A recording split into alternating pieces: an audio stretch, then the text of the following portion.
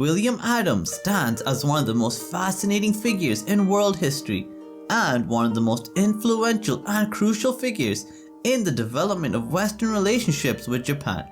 William Adams, also referred to as Miura Anjin, is a figure whose life has intrigued historians and scholars for centuries now.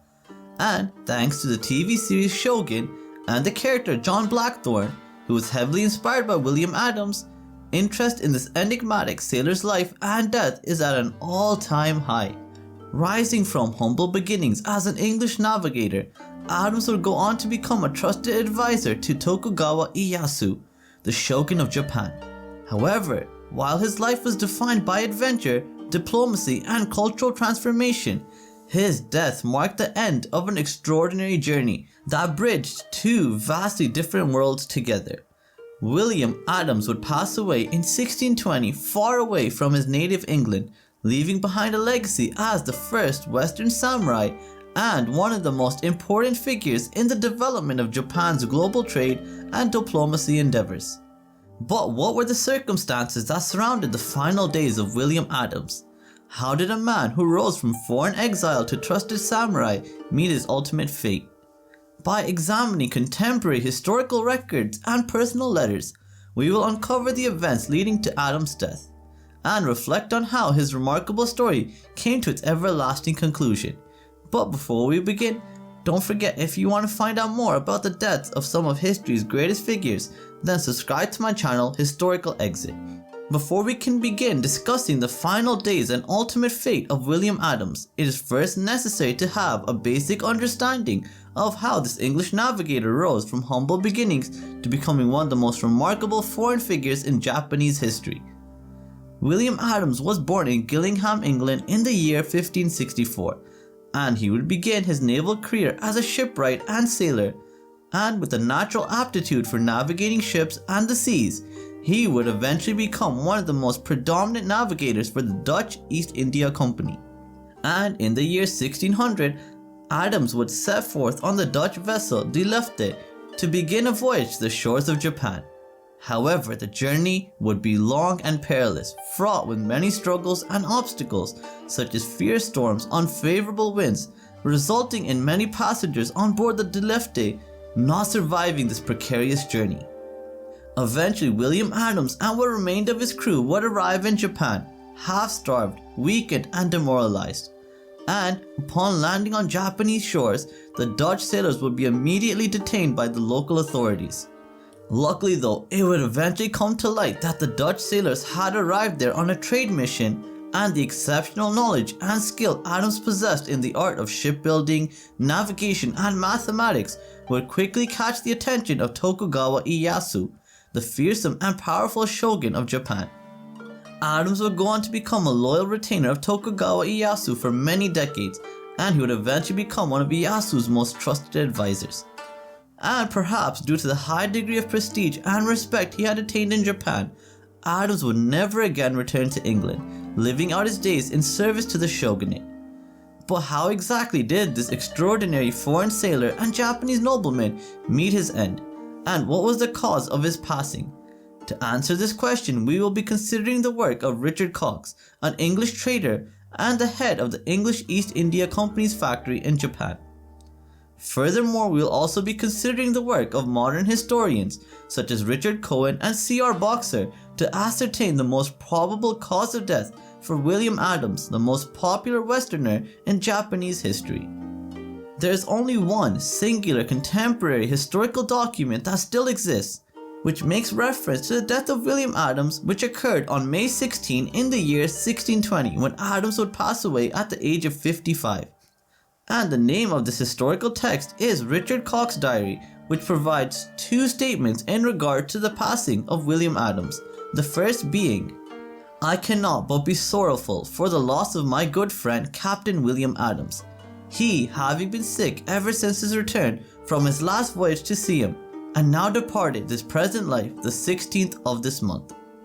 This quote provides some important details about the manner of William Adams' passing.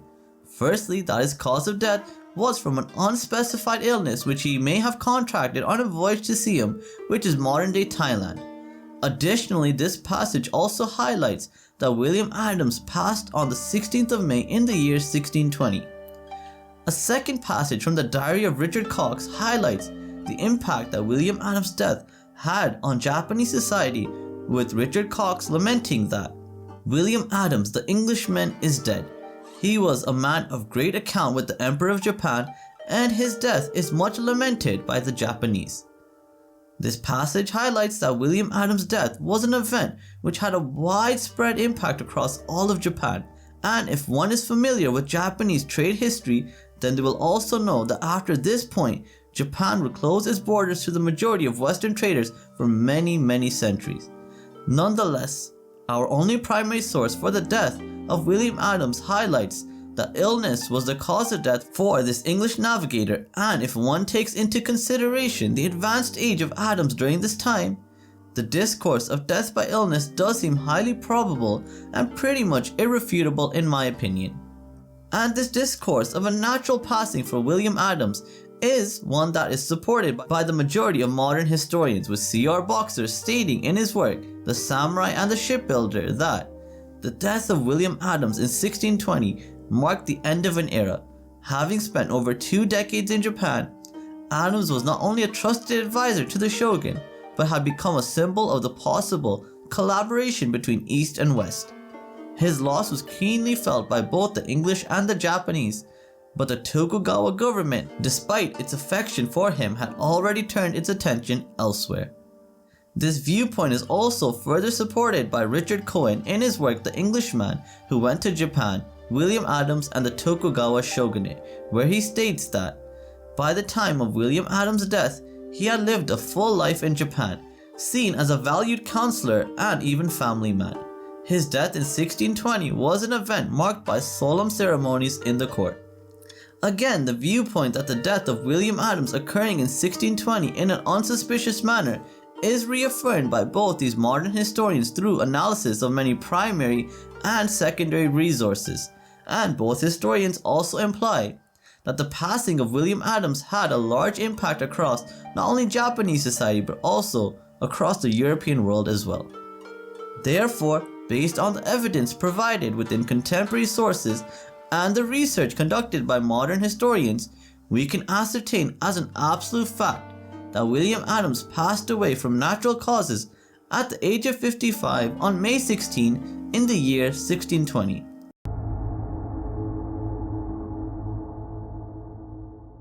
Hosokawa Gracia, born as Ekachi Tama, is one of the most iconic figures in Japanese history, being remembered as a noblewoman whose courage and unwavering honor defied the tumultuous events of the Sengoku era. Renowned for her steadfast spirit, remarkable resilience, and unwavering loyalty, she navigated the perilous world of feudal Japan and cultural transformation with a grace that has captivated historians and storytellers alike. And the fictional character of Lady Mariko from the hit historical TV series and novel Shogun is hugely inspired by the life and deeds of Hosokawa Gracia, making her story more popular now than it has perhaps ever been before.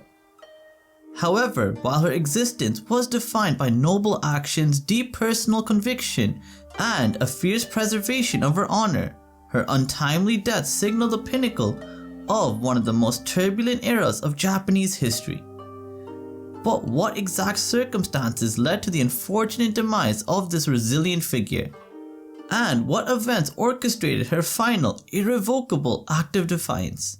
By scrutinizing historical records and contemporary Jesuit accounts, we will delve into the final chapter of Hosokawa Gracia's extraordinary life and attempt to uncover the true narrative behind her enduring legacy.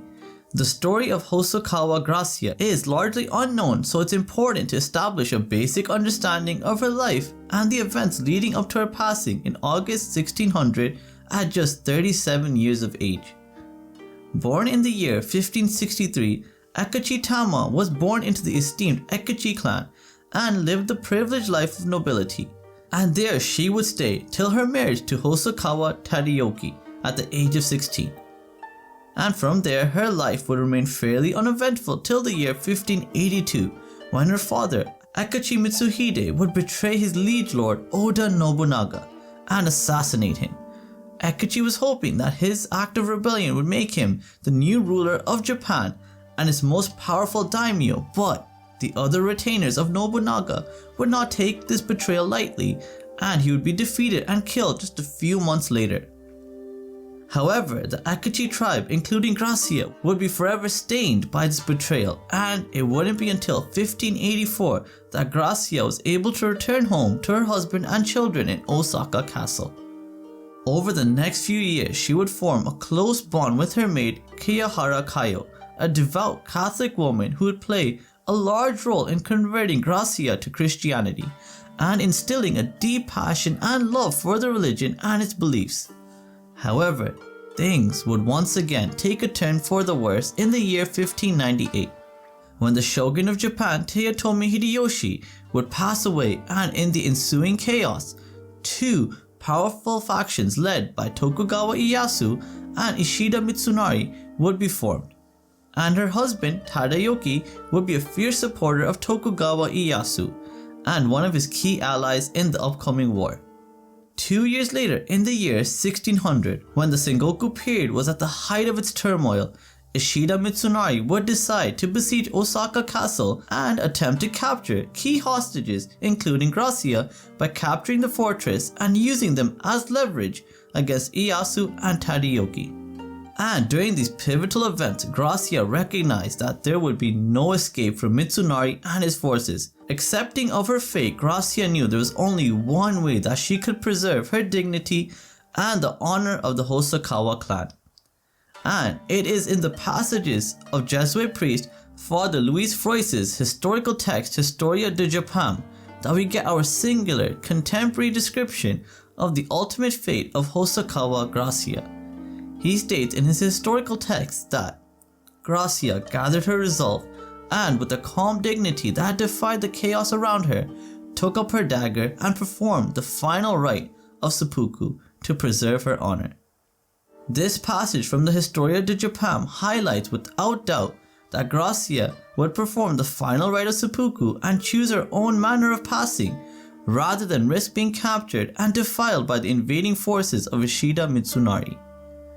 Furthermore, it is also in the historical text of Historia de Japan that we get our best understanding of the background and events that occurred leading up to the seppuku of Gracia, as Father Louis Froisse records in his historical text that Gracia was aided in her ritual death by her retainer Ogasawara Shosai, who was ordered by her husband to aid Gracia in seppuku if her honor was ever in danger. And after completing his obligation to Tadayoki, Ogasawara would then commit seppuku himself and set the Hosokawa family mansion on fire as well, ensuring that the enemy forces would not be able to desecrate the body of Lady Gracia, and even in death, her honor would remain intact. However, the story of Gracia does not end with her passing at Osaka Castle, as Catholic priest Neki Soldo Organtino was so moved by her sacrifice that he would head to the burnt remains of the Hosokawa mansion and gather her ashes and bury them within a cemetery in the city of Sakai. Many years later, her ashes would then be moved to Sozenji, where she shares a grave with her husband Tadayoki even to this day. The sacrifices and passing of Gracia would have a ripple effect across Japanese society, and her death would result in general discontent with the rule of Ishido Mitsunari and cause much degradation of his reputation and honor. And it is not implausible to suspect that without the sacrifices made by Gracia at Osaka Castle, that the Battle of Sekigahara may have had a completely different conclusion. But that's all I wanted to share today about the death of Hosokawa Gracia, the legendary Catholic Japanese noblewoman whose memory is still a central part in many Japanese legends, stories, and lore even to this day. Tokugawa Ieyasu is one of the most important figures in Japanese history, being remembered as one of the most influential architects of Japan's early modern era, and a pivotal force behind the unification of the nation. Known as the founder of the Tokugawa shogunate, Ieyasu's life, political acumen, and military feats have captivated historians and scholars' attention for centuries now, and his legacy as a master strategist and shrewd politician remains unmatched in Japanese history even to this day. Rising from troubled beginnings as a hostage of rival clans, Ieyasu would ascend to power as the supreme military leader of Japan, establishing a dynasty that would endure for over 2 centuries. However, while his life was defined by cunning leadership, military prowess, and an enduring vision of everlasting peace, his death marked the conclusion of a monumental journey that reshaped Japanese history. Tokugawa Ieyasu would pass away in the year 1616, leaving behind a legacy of stability and order that shaped the nation's trajectory for centuries to come. But what were the circumstances surrounding the final days of this extraordinary shogun? How did the architect of Japan's unification spend his last moments, and what events led to his passing? By critically analyzing Jesuit letters and Japanese historical records, we will explore the final chapter of Ieyasu's life and attempt to understand how exactly did this powerful ruler of Japan actually die.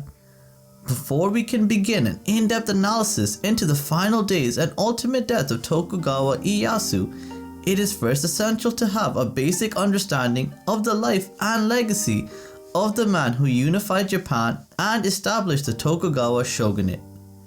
Born in 1543 in Mikawa province, Ieyasu's early years were shaped by the turmoil of the Sengoku period, a bloody and brutal time where warring clans and shifting alliances were the norm in Japan.